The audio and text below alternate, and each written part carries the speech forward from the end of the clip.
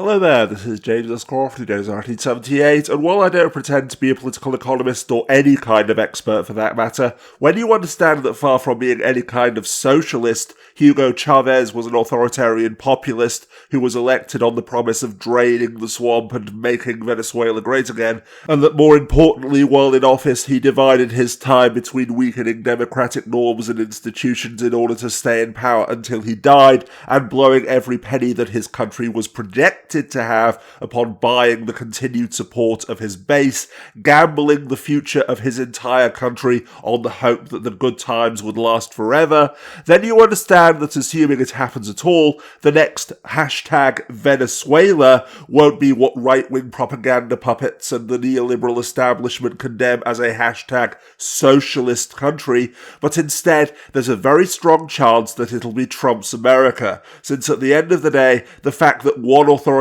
populist blew his country's wealth on social welfare programs and the other is doubling the national debt with tax cuts for the wealthy, dick-measuring trade wars with China, attention-grabbing threats to close the border, ICE raids and the mass detention of refugees, which doesn't actually accomplish anything except appeal to I'm not racist buts, as well as obscene increases in military spending, is utterly irrelevant, because ultimately, regardless of any superficial differences, they are both the stories of myopic egotists who only cared about securing re-election by having big wins that would be cheered by their devoted fans at their rallies, all costs and consequences be damned. Meaning that when all is said and done, the only real distinction between the two countries that makes any significant difference of any kind is that having been labelled as hashtag socialist, which is to say the leader of a government that isn't firmly under their thumb, the global neoliberal establishment was pushing hard for Venezuela to collapse so they could swoop in to bail it out and provide humanitarian assistance. And the second that it did collapse, decided to use it as part of their global propaganda war, turning the name of the country into a fear-mongering buzzword used to terrify gullible voters, with, at least until the military coup that they were banking on failed to materialise because Venezuelans aren't stupid and have seen the cost that other South American countries have paid for their help. Their puppets in the corporate and billionaire-owned media subtly and not so subtly reminding us 24 hours a day that if we vote for a commie lefty pinko socialist politician who won't allow billionaires and corporations to asset strip our countries and provide vital public services of 1/10 the quality at 10 times the cost while raping the planet for even more profit and paying no taxes whatsoever, then our country could be the next hashtag Venezuela. Dun dun dun.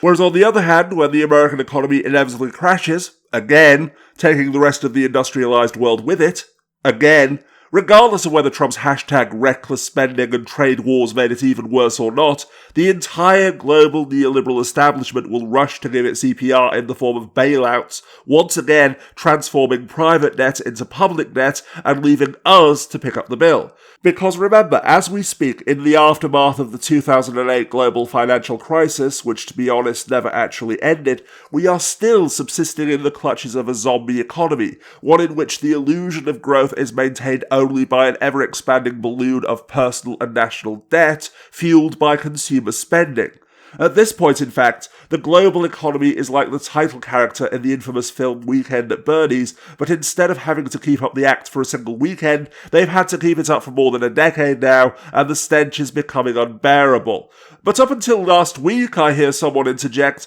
the stock market was at a record high. Yes, because corporations used their Trump tax cuts to buy back their stocks, but now the sense of recession is in the air, and the last time that the gap between the obscene profits of the richest 0.01% and the stagnant or even falling real terms wages of everyone else was this massive was just before the stock market crash that led to the Great Depression. But please, tell me again how even entertaining the possibility that maybe we should reconsider the headlong, suicidal and genocidal pursuit of profit and economic growth at any cost is hashtag socialism and will therefore inevitably doom us all.